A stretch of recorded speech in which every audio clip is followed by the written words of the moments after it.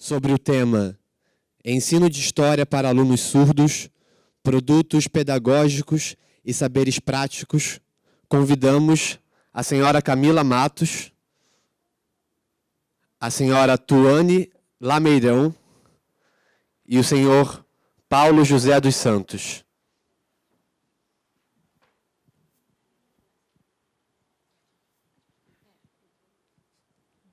Bom dia, gente. Eu sou Camila Matos, somos todos professores de História e estou cursando doutorado pela Rural. Quer se apresentar? Então, eu sou a Tuane, também sou professora do município, dou aula para o 2º segmento do Fundamental e estou cursando um mestrado também na Rural. Bom dia a todos. Eu sou Paulo, sou professor de História, né, como as minhas colegas. E além de termos em comum o fato de sermos professores de História, atuando em escolas públicas da região metropolitana do Rio de Janeiro, no meu caso e no caso da Tuane, né, nós trabalhamos também com alunos surdos incluídos. Nós também temos em comum o fato de sermos mestres do Prof. História, que é o mestrado profissional em ensino de História, né, um mestrado em rede nacional. No meu caso, eu venho da UFRJ, no caso da professora Camila, da Universidade Rural, e Tuane também agora mestranda da Universidade Rural. Nós teríamos também aqui conosco o professor Paulo Roberto, também do Prof. História, né, também professor de História, atuando com alunos surdos, só que, né, infelizmente, por outros compromissos, ele não pôde estar aqui conosco. Bem, gente, para começar, eu queria saber quantos de vocês são professores ou atuam em escolas junto com alunos surdos. Ah, que maravilha. Quantos são surdos? Ótimo. Bem, gente, prazer. Eu queria começar com vocês uma pequena oficina, uma dinâmica com vocês. Pode, por favor, botar o primeiro slide. Ah, tá. Sim. Quantos que são professores lecionam História?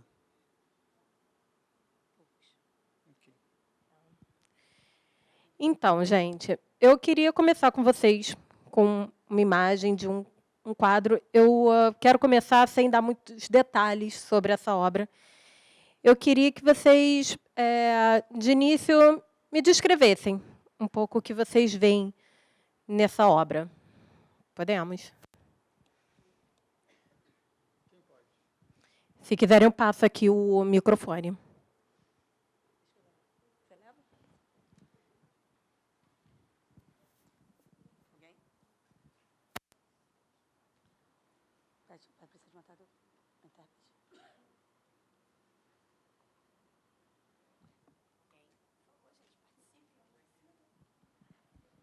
Olá, bom dia. Meu nome é Tiago, esse é o meu sinal. Na leitura de imagem parece que tem um homem ao meio, entre as duas mulheres. Me parece que elas estão ornamentando ele, organizando alguma coisa sobre a sua cabeça, e falando alguma coisa como se acalentasse ele também de alguma coisa que ele olha meio com um olhar tênue, triste, para a lateral da pintura, ou, sei lá, da imagem. Mais alguém?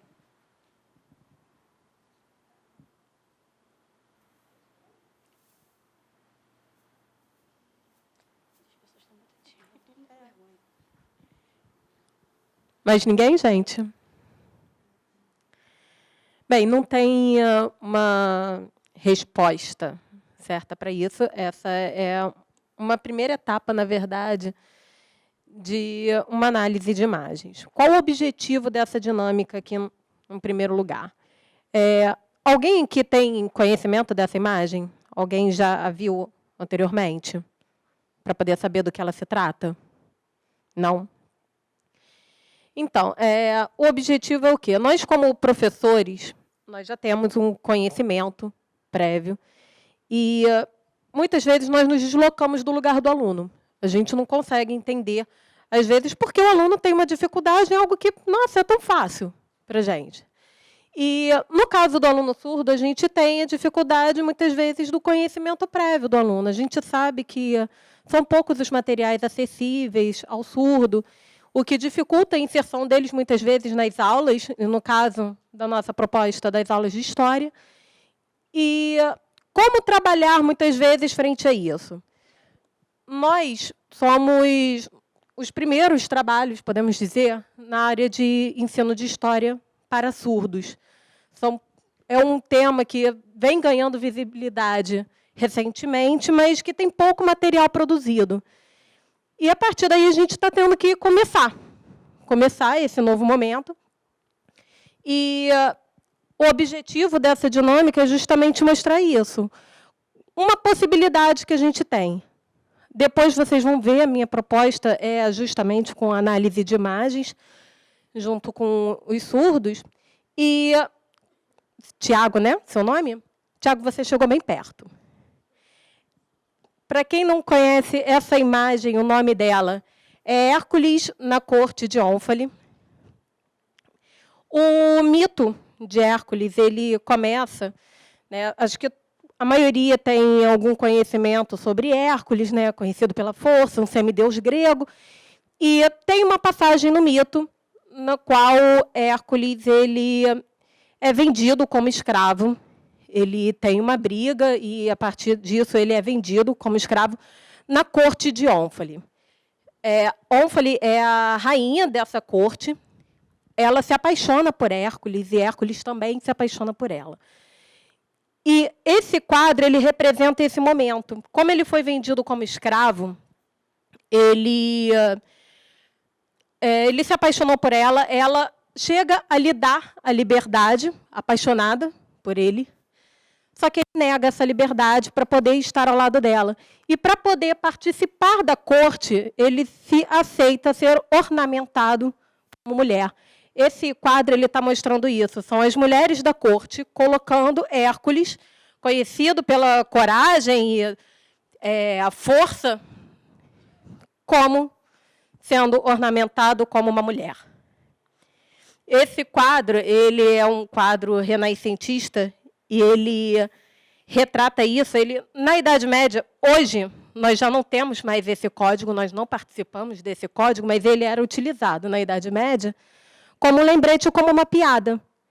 Um homem, conhecido pela sua coragem, pela sua bravura, que se deixou influenciar por uma mulher, considerada historicamente como uma mulher sedutora, uma mulher quase vulgar, vamos dizer, que seduz o homem a tal ponto de fazê-lo uma mulherzinha. Isso foi considerado uma piada durante a Idade Média e foi um tema muito recorrente. Nós temos outros quadros, pode passar, Paulo? Outros quadros que mostram a mesma imagem. Ele foi um quadro encomendado por várias famílias, retratando a mesma coisa. Era como um lembrete aos homens de que, olha, vocês se imponham na casa de vocês sobre as mulheres de vocês, porque senão olha só o que a mulher faz com vocês. Transforma vocês em mulheres. Pode passar? Nós temos outros quadros que relatam a mesma situação. Acho que ele era o último, né? Isso. A partir daí já começam os nossos trabalhos. Essa dinâmica ela tinha o objetivo disso. Acho que, no primeiro momento, ninguém sabia muito como se posicionar a partir da imagem. Infelizmente, a gente teve que correr um pouquinho, porque a oficina ela acaba sendo num espaço de tempo muito curto.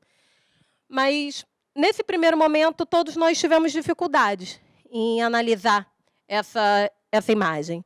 Ninguém sabia o contexto de produção dessa imagem, o que essa imagem estava dizendo, a gente só conseguia descrever essa imagem. E é assim que a gente começa o conhecimento. É assim que a gente começa a produzir esse conhecimento.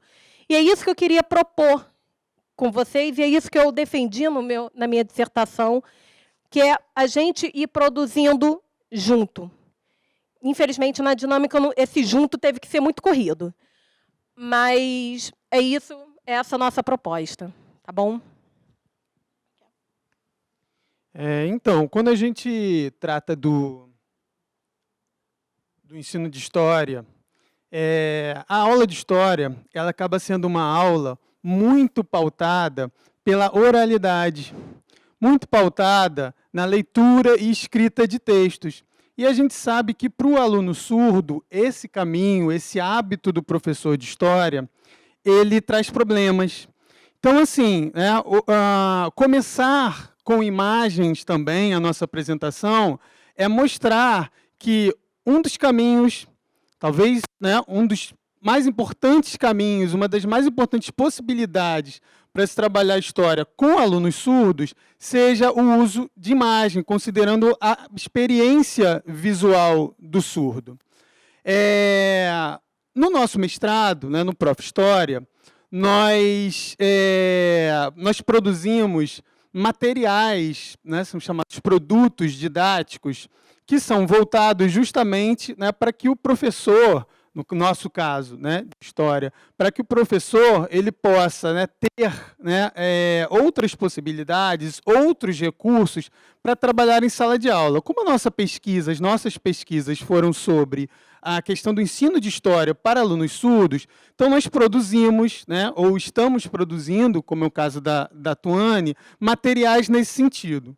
A minha proposta foi um caderno de orientações para o professor de história que trabalha com alunos surdos. O que eu trago nesse caderno? Nesse caderno, esse caderno ele começa com uma apresentação, que seria justificativa, o porquê de estar se construindo esse material. Essa justificativa ela vem muito dentro do que eu coloquei, da questão que os professores de história eles muitas vezes insistem numa metodologia que não é uma metodologia adequada para o estudante surdo.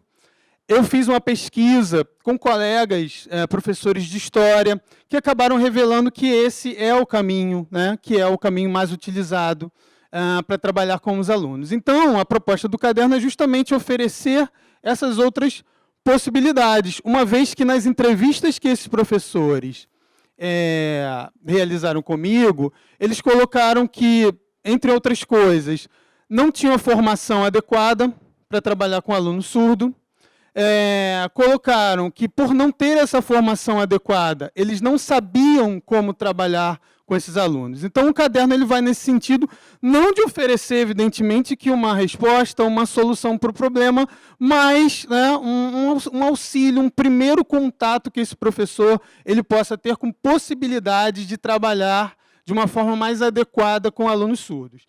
Um dos itens do caderno que eu coloco seriam as diretrizes para o trabalho com os alunos surdos. E quais seriam essas diretrizes?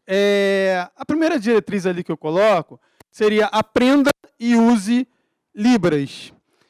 Nós sabemos que a maior parte dos professores que atuam em escolas, como é o meu caso, como é o caso da Tuane, que atuam em escolas inclusivas, são professores ouvintes. Não conheço professores surdos, pelo menos não tenho conhecimento de professores surdos de história. Eu tomei conhecimento de uma história de São Paulo, uma matéria de jornal sobre um professor surdo de história em São Paulo. Então, assim, a maior parte de nós somos ouvintes. E como ouvintes, ao trabalhar com o aluno surdo, o que acontece? Nós, muitas vezes, desconhecemos a língua desses alunos surdos. Não estou querendo dizer aqui que o professor ele precise ser, num primeiro momento, proficiente em Libras. Mas, ao menos, que ele tenha um conhecimento mínimo para ele estabelecer um contato mínimo com esse aluno. E, evidentemente, depois, no segundo momento, que ele se aproprie dessa língua.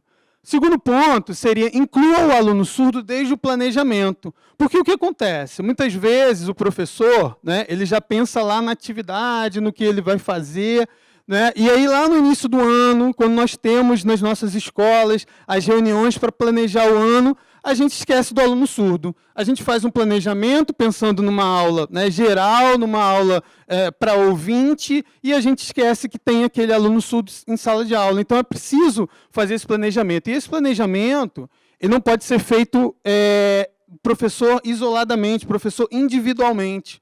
O professor, numa escola inclusiva com alunos surdos, ele precisa chamar para fazer junto com ele esse planejamento outros profissionais da escola, como, por exemplo, o AE, como, por exemplo, o intérprete de Libras, né? Aliás, assim, para o sucesso da aula com alunos surdos incluídos, é preciso que o intérprete ele tenha um conhecimento inicial do que será essa aula. Outro ponto, né, o terceiro ponto, é pesquisar. Né, o professor ele precisa pesquisar. Se o professor ele não conhece aquele aluno, né, como que ele vai, né, oferecer uma aula adequada para aquele aluno? Então, é preciso pesquisa. Quarto ponto, utilize estratégias e recursos pedagógicos diversificados.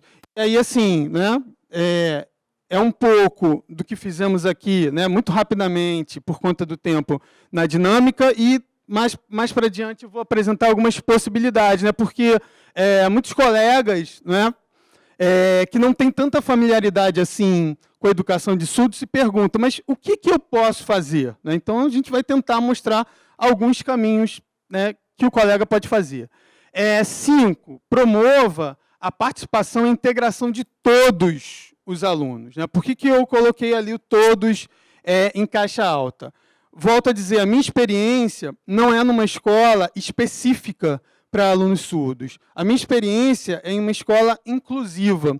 E aí, quando se pensa numa escola inclusiva, muitas vezes se coloca que esse aluno surdo, né, infelizmente, ele acaba sendo o aluno do intérprete e não do professor. Ele fica lá no cantinho dele. Não pode ser assim. Né? Se a gente pensa numa escola inclusiva, a gente tem que pensar numa escola para todos. E um ponto que é importante é o seguinte, nem toda metodologia, né, nem toda forma de trabalhar para o aluno ouvinte, ela serve para o aluno surdo.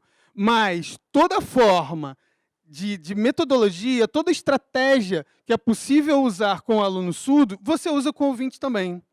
Então, né, esse é um ponto importantíssimo, que você inclua todos. Redobre, né, os cuidados com a didática. Às vezes são detalhes pequenos que a gente acaba esquecendo. Né? Por exemplo, estou dando aula de costas. Estou escrevendo, eu quero que o meu aluno escreva e estou explicando ao mesmo tempo. Como o aluno surdo vai escrever e vai olhar para o intérprete? Não é possível. Então, o professor ele precisa ter esses cuidados também com a questão, né, da didática. Lembrar do aluno surdo na escolha do livro didático, que a gente volta para a questão do planejamento. Né? O livro didático de história, se nós pegarmos um livro didático de história, onde aparece o surdo nesse livro? Em lugar nenhum. Então, assim, a gente não tem o surdo no conteúdo, e muitas das vezes, quando o professor vai escolher, o que ele acaba, né, os colegas que são aqui professores de história, qual é o principal critério na escolha de um livro didático? Qual é o principal critério que vocês utilizam? Geralmente é o texto, né? A gente vê se o texto é um texto, né?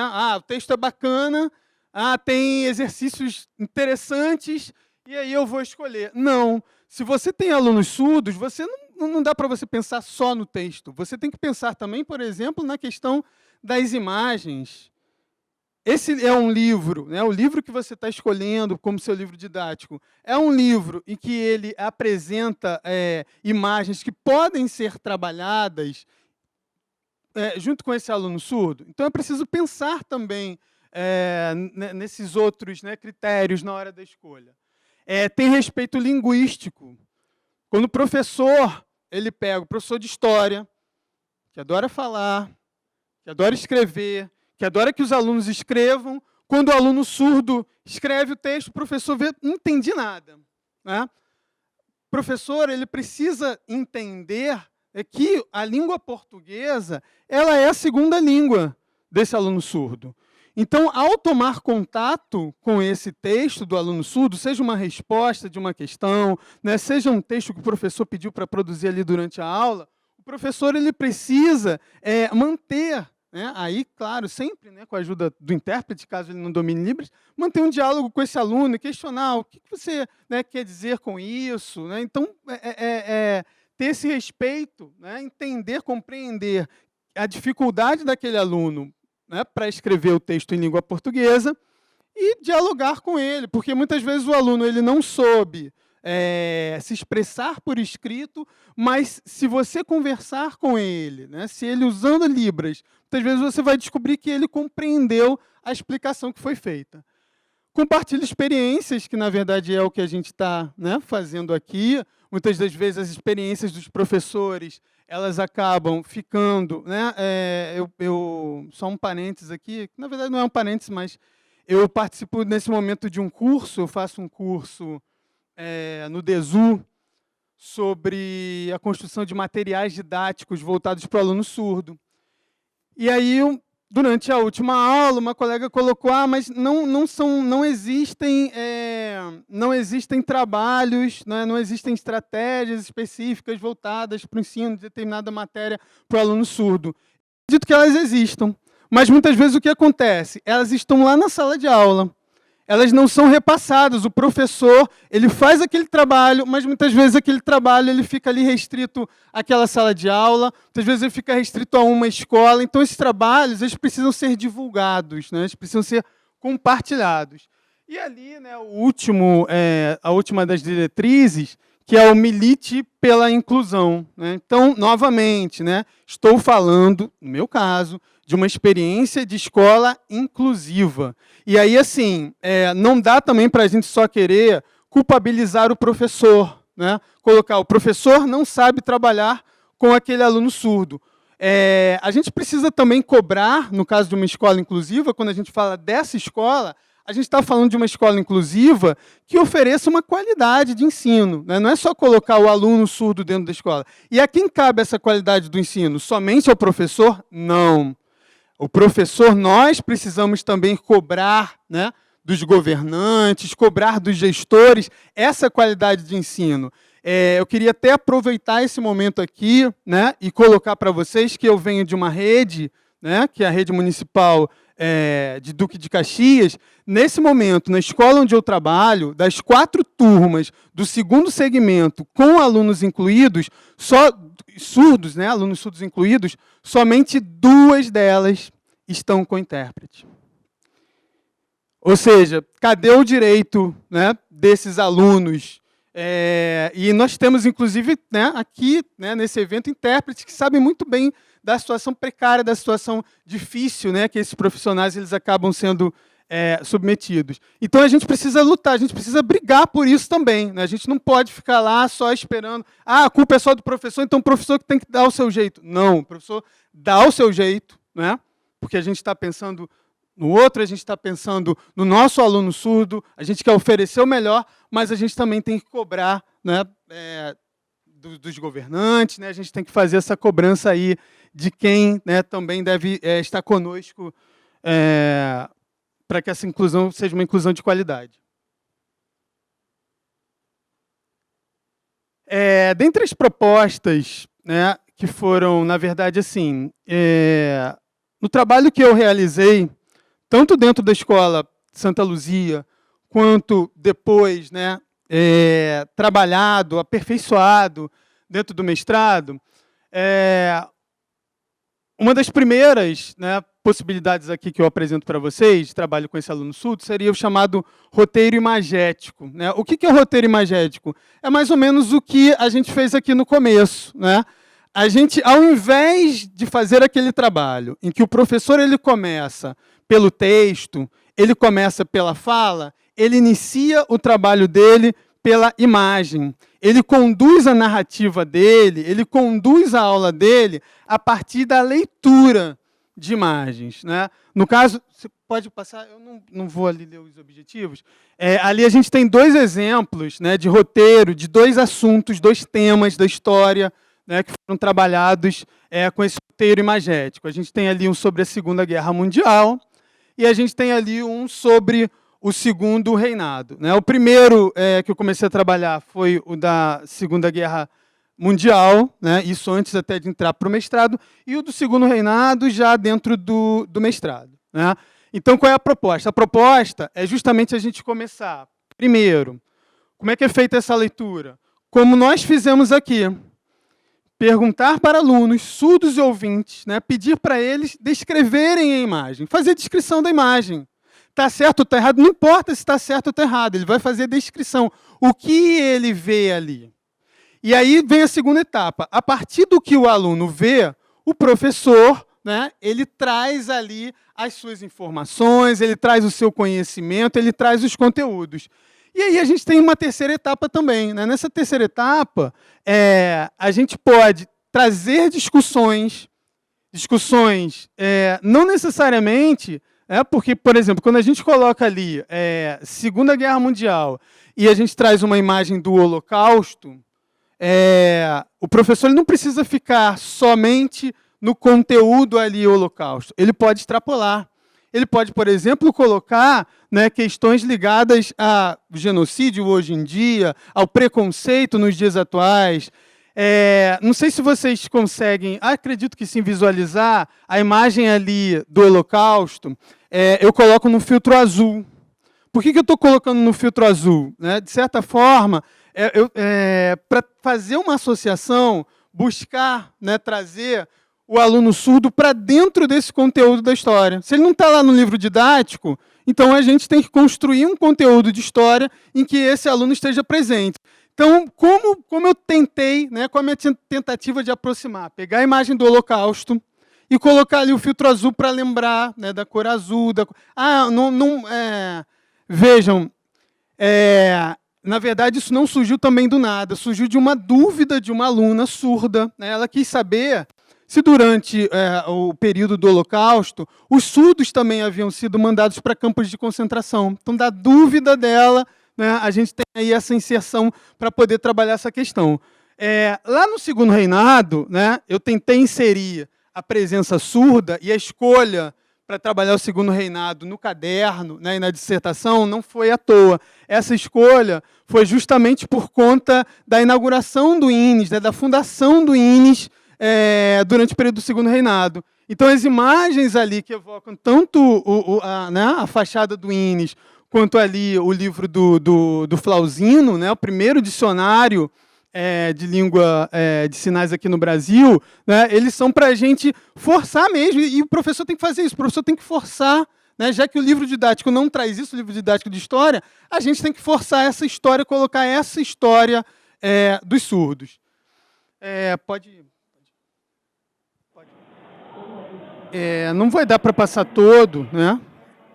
Só para, se puder já até, de repente, já ir passando para o outro slide, dar uma explicaçãozinha aqui, né, que vídeo é esse. Isso daí é um resumo, novamente, um resumo da Segunda Guerra Mundial. Esse resumo ele foi feito em Libras.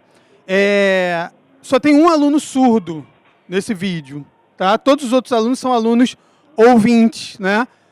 Nós começamos, isso aí foi feito em 2015, nós começamos naquele ano um trabalho com os alunos surdos, né? A gente tem aqui a professora Isadora, né?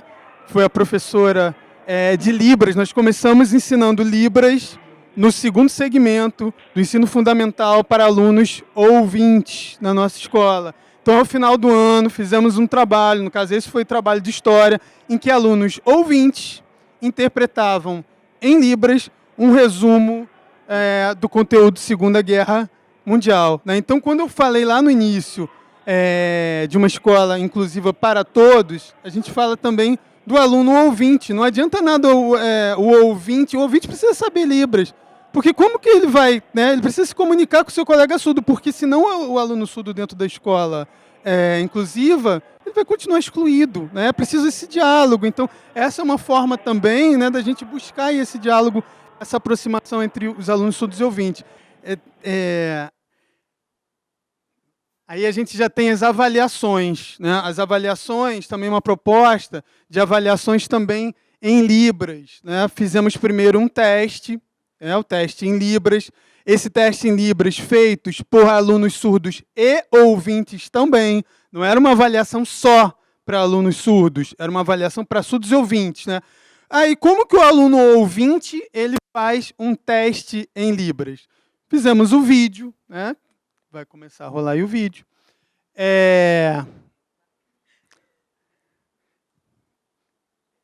Acho que não vai aparecer. Não, acho que não vai. Nesse vídeo, a gente tem um assistente educacional de surdos, né? Ex-aluno nosso, em que ele interpreta as questões em Libras, mas com as legendas em língua portuguesa. Então, na hora de realizar essa avaliação, o vídeo é passado para cada aluno, né? E aí, esse daí já é a prova. No caso do teste, a prova tem um pouquinho diferente. No caso do teste, todos os alunos fazem, né, como eu coloquei, surdos e ouvintes.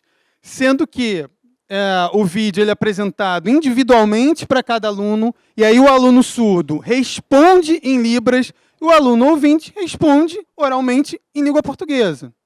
Esse daqui, no caso, é a prova. Na escola nós temos uma semana de provas. Então, eu brinco que a gente se antecipou ao Enem, né? Nós fizemos o que o Enem fez no ano passado. Nós pegamos a prova, na prova escrita, e fizemos, né, a tradução dessa prova para língua de sinais.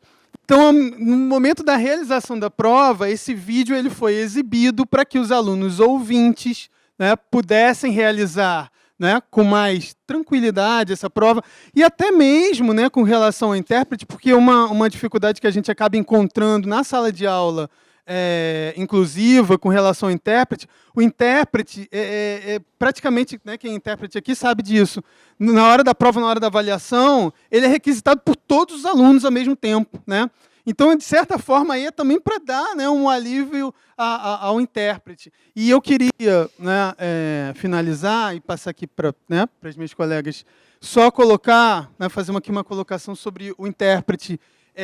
Muito do que eu aprendi, né, foi com os intérpretes. Tá? Então, eu gostaria até de render aqui a minha homenagem, né, aos intérpretes, porque, né, ao longo da minha trajetória em sala de aula, desde 2006, trabalhando com alunos surdos incluídos, eu aprendi muito. Eles que diziam assim, não, professor, trabalhar com texto, o texto está muito grande, não dá, professor, fala mais devagar. Então, assim, né, eu queria muito agradecer a eles, ok? Passar aqui para a Camila. Então, olá. Eu tenho uma experiência um pouco menor, consideravelmente menor que meus colegas. Eu estou em sala de aula há 5 anos e estou entrando agora no mestrado. E aí eu vou falar um pouquinho, tentar ser o mais rápido possível, de como eu chego no mestrado. Na minha família, eu tenho um surdo, meu afilhado, e uma ligação muito próxima, de madrinha, quase mãe, já que a mãe dele abandonou ele quando descobriu a surdez. Ele é criado pela minha avó. E há 10 anos a gente vem lutando para que ele tenha os direitos básicos. Meu afilhado ficou 6 anos em classe especial. Sabe, aquela classe do fundinho da sala, do fundinho do corredor, excluída, num conceito mais antiquado para ser delicada de educação. E por isso eu fui buscar fazer Libras, apesar de boa parte da família achar que oralizar a criança seria o caminho. Então, a educação, inclusive, era uma briga que eu tinha enquanto família. O direito do meu afilhado estar numa sala regular, já que também não existe salas de aulas específicas para alunos surdos na Zona Oeste do Rio. Então, não era uma possibilidade a sala de aula específica. Então, que a melhor possibilidade para ele é a sala inclusiva. Uma briga, meu afilhado está no primeiro ano dele, ele passou 3 anos em sala de aula inclusiva, retiraram, foi expulso de 3 escolas, inclusive sendo chamado de aberração pela diretora de uma das escolas. Minha avó queria tirar ele da escola, a gente aceitou a sala de aula especial, aquela lá, separadinha no cantinho, como a única saída para que ele continuasse estudando. E esse ano, enfim, conseguimos voltar ele para a sala de aula inclusiva. ainda sem intérprete. Então, a única contato que ele tem com a Libras é comigo, a única pessoa que fala Libras com ele. E aí eu fui buscar, fiz o curso de Libras completo, fiz pós-graduação em Libras, formei na faculdade, fui para a sala de aula. O primeiro ano que eu tive que trabalhar, uma aluna inclusa, surda. Falei, eu vou ser a professora diferente, eu vou fazer tudo certo, eu sei Libras. E eu não sabia como lidar com a minha aluna. E eu cheguei várias vezes chorando em casa, porque, como familiar de surdo, eu não podia aceitar eu não ser uma professora que conseguia fazer aquilo de forma efetiva. E no segundo ano, de novo, uma aluna surda. E nessa caminhada, eu falei, eu tenho que aprender. Eu tenho que aprender para não repetir o que a maioria faz, porque o que eu via na escola, apesar da minha escola ser dita inclusiva, não é uma inclusão efetiva. A gente não tem intérprete, a gente tem professor de apoio especializado, aluno incluso, que são professores que têm carga horária mínima de 60 horas de Libras. Muito complicado. Cansei de ter que de ser a intérprete dos alunos, porque o professor de apoio especializado não saberia como fazer. E dentro dessas demandas e das dificuldades que eu vi na minha própria experiência pessoal e profissional, eu me inscrevi no mestrado profissional, sabendo que estava começando a ter alguns trabalhos dentro dessa área, né? Eu e a Camila, a gente divide a mesma orientadora e co-orientadora, né? E que a gente, como ela falou, os trabalhos de ensino para alunos surdos são muito poucos. Os trabalhos de ensino de história para alunos surdos são praticamente inexistentes. É uma área muito embrionária e que a gente está tentando desbravar. Então, eu não vou apresentar o meu produto, porque eu ainda não tenho um produto. Eu estou agora no segundo semestre do mestrado. Eu vou apresentar a minha proposta e as minhas ideias. Então, a minha proposta é a elaboração de um protocolo de imagem. Passa para mim. O que seria um protocolo? Então, de acordo com o dicionário, é um acordo estabelecido entre entidades ou serviços. Um conjunto de regras ou critérios cumpridos para uma dada atividade, seja ela na execução, avaliação ou aceitação de materiais. Então, a ideia é isso, uma diretriz. A diretriz que talvez me faltou para saber como trabalhar com os alunos. Dentro do mestrado, eu pensei muito que eu queria fazer que o meu produto ou o meu projeto fosse voltado para o professor, para essa inquietação que o professor tem. E a gente ouve, o aluno surdo ele é visual, o aluno surdo é visual, você tem que trabalhar em imagem, o aluno é visual, mas ninguém termina a frase, o que é um aluno visual, o que é ser visual. Então, a ideia de um protocolo é tentar fazer de uma forma bem enxuta algumas diretrizes de que imagem escolher, por que escolher, como trabalhar. Não é dizer o que tem que fazer, porque exatamente não tem receita no que fazer, mas de tentar traçar alguns parâmetros mínimos e máximos para a escolha de uma imagem para trabalhar com um aluno surdo. Como começa a ideia de um protocolo? Eu, quando fui pedir co-orientação para a Márcia Plate, que é especialista da área, ela falou, aproveita que está tendo um evento e vem participar desse evento, que foi a audiência pública do projeto de pesquisa Desenho Universal para Aprendizagem, implementação e avaliação do protocolo do livro digital. Eu fui uma das avaliadoras, porque, basicamente, os avaliadores eram professores. E aí eram divididos o que é? É um protocolo, né, regras, para as editoras que publiquem livros digitais para educação. Então, dentro desse protocolo, teve a área de DI, a área de deficiência visual, a área da surdez, foram divididos em grupos, e aí tiveram várias partes de elaboração, eu não participei, ainda não estava no mestrado, na elaboração do protocolo, e aí a gente chegou na última fase de avaliação. E eu participei dessa fase de avaliação e falei, nossa, isso é interessante, nossa, isso ajuda, isso pode dar uma orientação. E a Márcia pensou, por que você não pensa um protocolo nessa mesma lógica de diretrizes, não são regras, são diretrizes, para um professor de história, para uso de imagem? Então, é isso que eu vou tentar fazer. Eu não vou ler, mas isso aqui são meus conceitos básicos, que é o de pedagogia visual, que é exatamente essa pedagogia pensada pela experiência visual, que não é uma pedagogia, como o Paulo falou muitas vezes, para o surdo, é uma pedagogia possível que inclui o surdo. Quando a gente trabalha a pedagogia visual, é a ideia de que você consiga trabalhar a imagem com todos os seus alunos e parar de pensar uma aula adaptada, e sim pensar uma aula que inclua todos, uma aula que envolva todos. Que acho que o maior problema é que a gente passa boa parte tentando adaptar tudo. A gente não para pensar e pensar como fazer essa aula de uma forma que seja para todos, e não que eu tenha que fazer pequenas adaptações, dei jeitinhos. E a segunda, que é a ideia do letramento visual, porque as práticas de leituras, elas são múltiplas, e elas incluem as práticas visuais de leitura. A gente lê imagens de acordo com os nossos conhecimentos prévios, de acordo com o que a gente entende. Então, há um código para leitura de imagem. Eu quero entender que código de leitura de imagem é essa e como entender esse código de leitura de imagem pode nos ajudar enquanto professor. Desculpa não trazer mais, porque realmente o meu projeto está no início, e estamos aí para dialogar e tentar construir algo que passa a fazer uma aula que não seja adaptada e sim pensada para.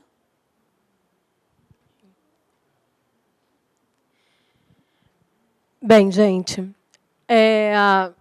deixa eu me reapresentar. Eu sou a Camila, meu sinal é esse. Nós nos esquecemos, né? Péssimo.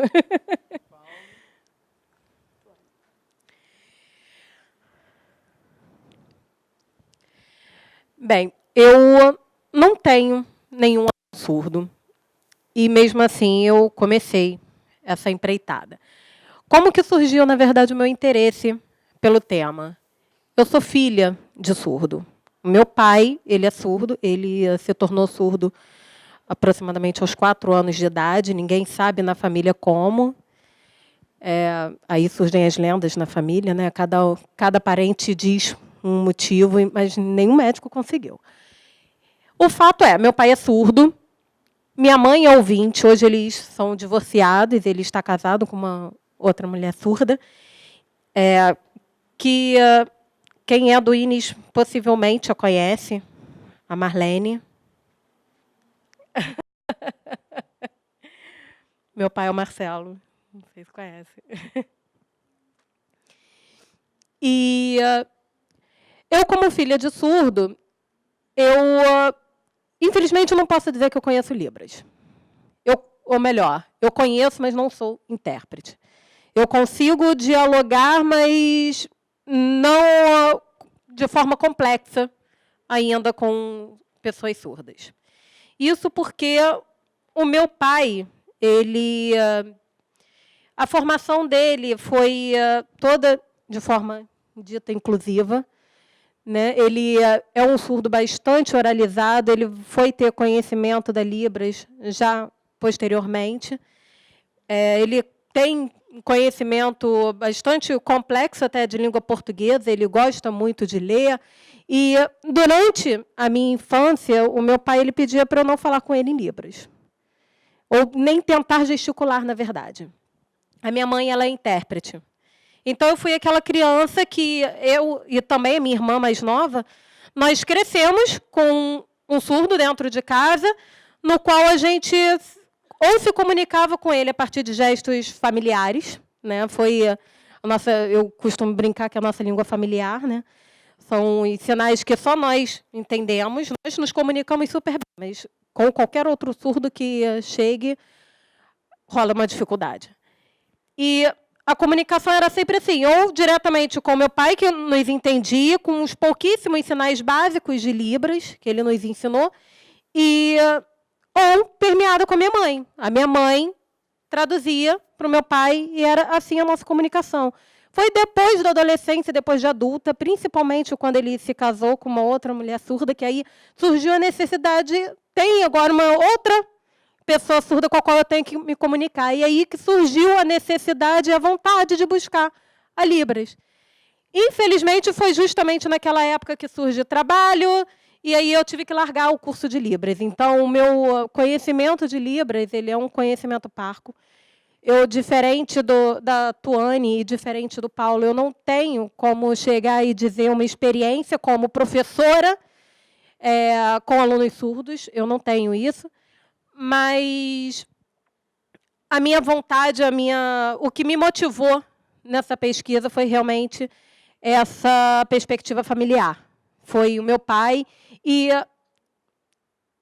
por que não posso dizer também que tudo isso me levou a ser a professora que eu sou hoje.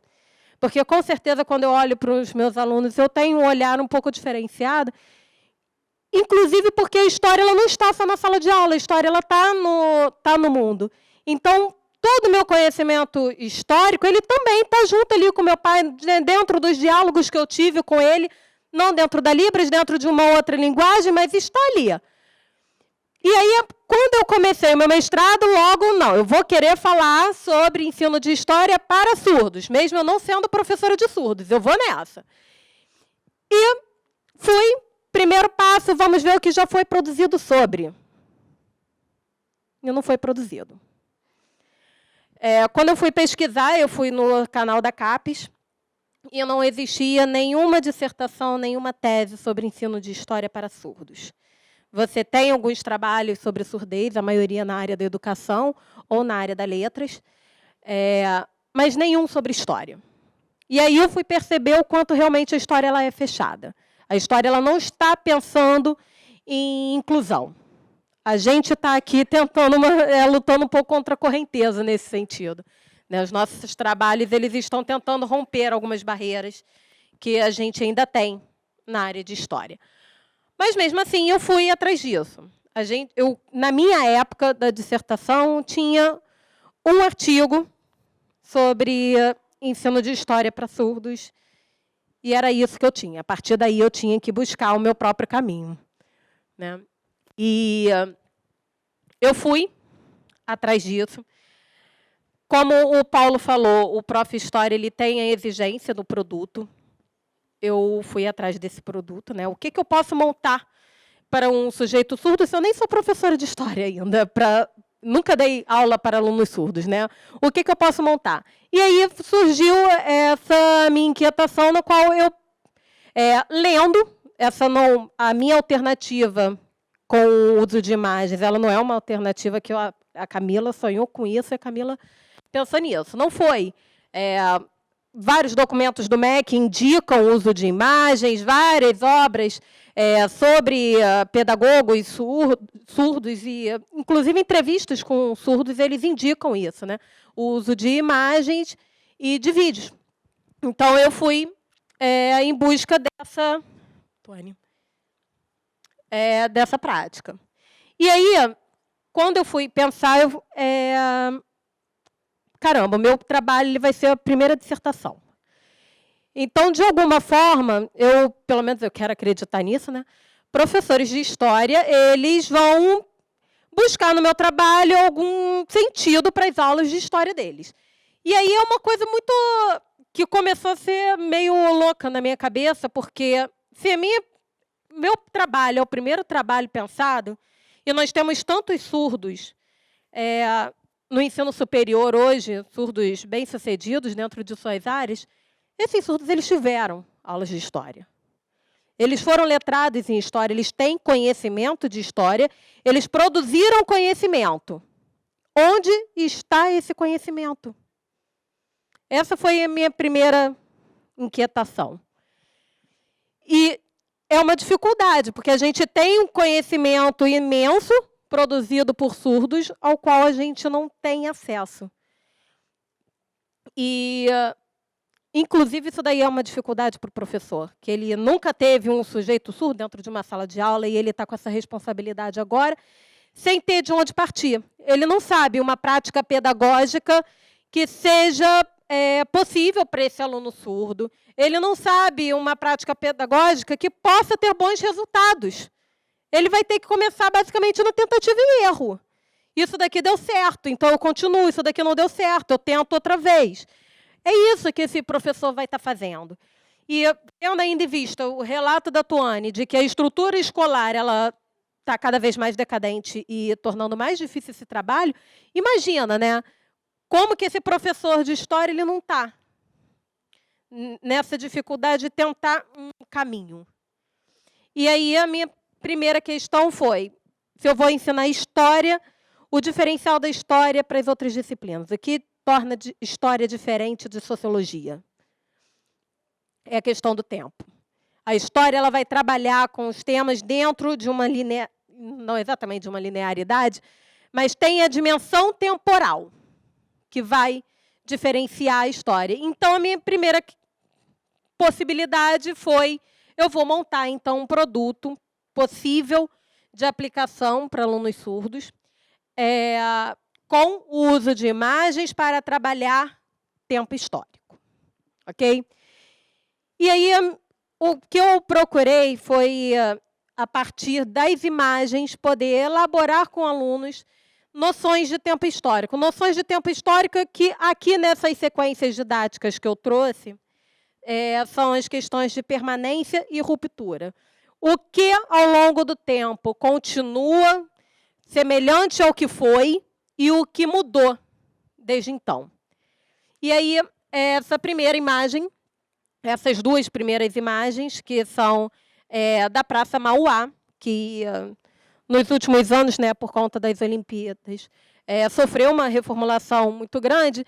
Então, eu optei pela Praça Mauá, que a maioria conhece, né? Passei aqui na cidade do Rio. O que mudou? O que nós podemos dizer que mudou na Praça Mauá a partir dessas duas imagens? Tivemos mudanças?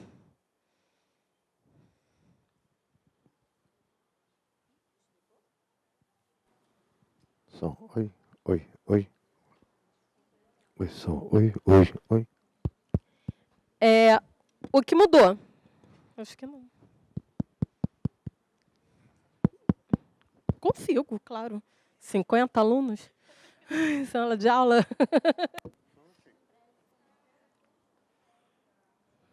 Isso, nós temos a modificação do prédio. Qual? Isso. Surgiu um novo prédio. E o outro prédio que já existia? Ele está igual? Será que ele é uma permanência ou ele é uma mudança que a gente teve? Está diferente? O que vocês conseguem ver de permanência?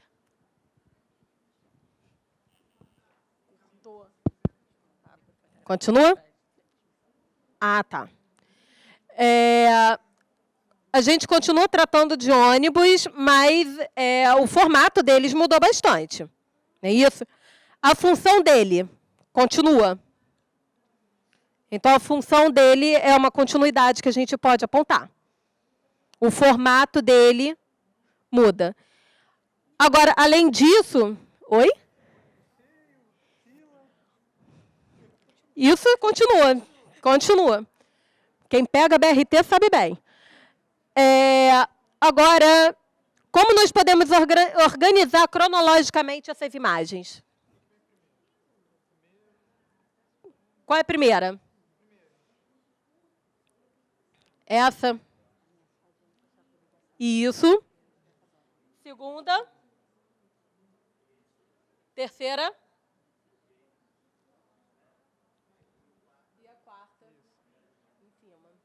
Exato. Se vocês repararem, o filtro utilizado nas imagens facilita muito. Né? Então, no trabalho com as imagens, a gente já pode utilizar esse tipo de tecnologia que favorece e muito na hora da análise sobre o tempo histórico. Um filtro em preto e branco, ele já nos mostra que é certamente uma imagem mais antiga.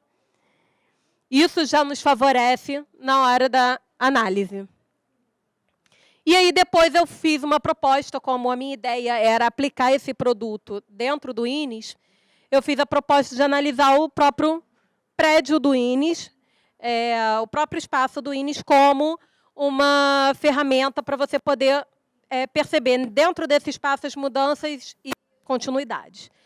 A partir daí, eu escolhi essas duas imagens, uma de 1926 e uma outra imagem atual. O que permanece dentro dessas imagens? O prédio está mantido, né? A fachada do prédio, como ela é tombada, a fachada ela é igual. E o que mudou? Porque nós tivemos mudanças.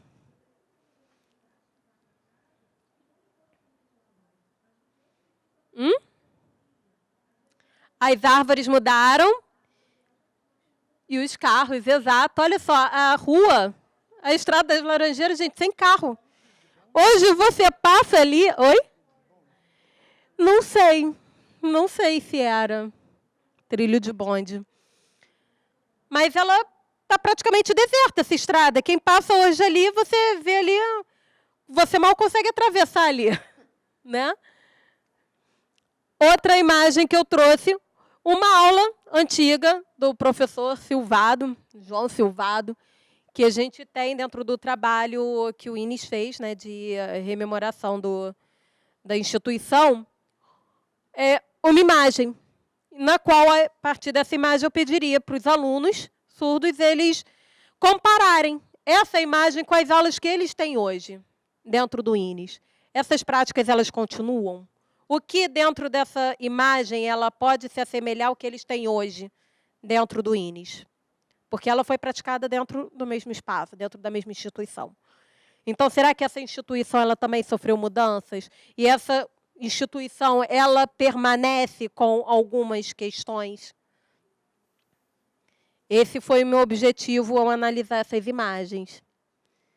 Essa imagem, né? E a próxima, eu coloquei?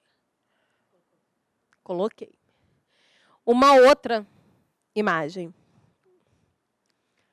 O que vocês imaginam que esse cartaz ele mostra?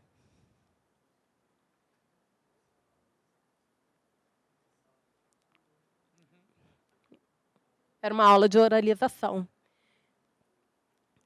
Nós sabemos que... Oi?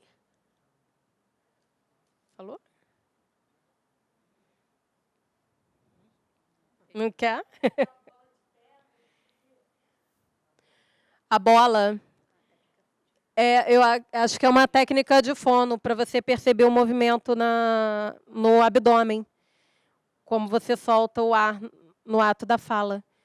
Porque era um momento de oralização dos surdos, no qual a ideia era que o surdo ele falasse como um ouvinte, né? Para que socialmente você não percebesse a surdez. Graças a Deus, nós conseguimos romper isso, né? Na verdade, o surdo ele conseguiu romper isso, né? Foi um movimento de resistência muito grande da surdez, no qual hoje nós podemos comemorar a aplicação do modelo bilíngue dentro da educação dos surdos. Dentro do INES, nós temos hoje atividade de oralização?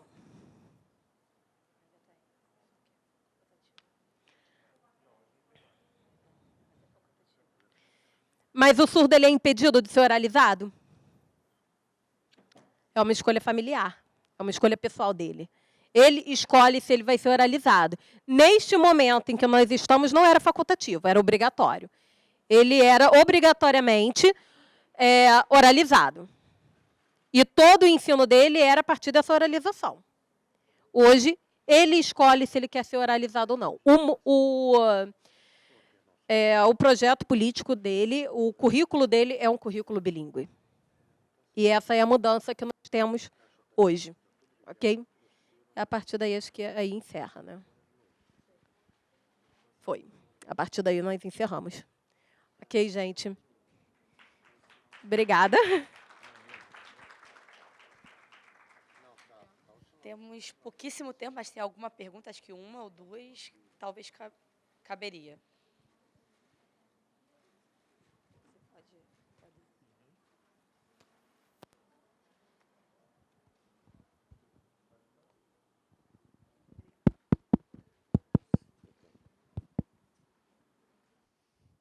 Olá, bom dia. Sem som. Bom dia a todos. Estou muito feliz de estar aqui. Então, eu estou para me formar em História, né? Então, serei um professor de História. E eu quero ensinar História para os filhos, usando a língua de sinais, que é a minha língua. Hoje eu trabalho com intérpretes, mas assim, a minha vontade é de estar explicando, né? Eu mesmo explicando em língua de sinais sobre o surdo, sobre as dificuldades que os surdos têm em entender certas coisas de história. E essa história do português, quando ela é ensinada em português, é muito complicado. Então, falta que estratégias para que o surdo possa entender melhor. Então, assim, o que o Paulo explicou, né, sobre a experiência dele, né, eu não tenho ainda experiência sobre isso, mas talvez você possa me ajudar. Eu tenho 2 perguntas, na verdade. Então, a primeira é, você, quando dá aula, você aproveita para explicar a história dos surdos também nas suas aulas, durante as suas aulas? Porque, na minha pesquisa, eu descobri que na Europa tem histórias, assim, as escolas ensinam a história do surdo. O livro didático não tem, né, não fala sobre a história do surdo. Mas como que esse assunto pode ser inserido na disciplina para o aluno surdo? Né, a história dos surdos. Essa é a minha primeira pergunta. A segunda na escola, né? A escola é responsável por ensinar o aluno surdo a aprender a língua portuguesa também, né? Então, na história tem muito português, né? Tem muitas palavras. A história ela precisa ser produzida também na parte escrita. Então, como que o professor de história pode corrigir essa parte escrita também? Não pode deixar de lado essa parte, né? Senão o surdo vai continuar escrevendo errado. Não pode, precisa ser corrigido. Então, você não é professor de português, mas você precisa corrigir esses erros de português na sua disciplina de história. Então, são essas minhas 2 perguntas. Obrigada.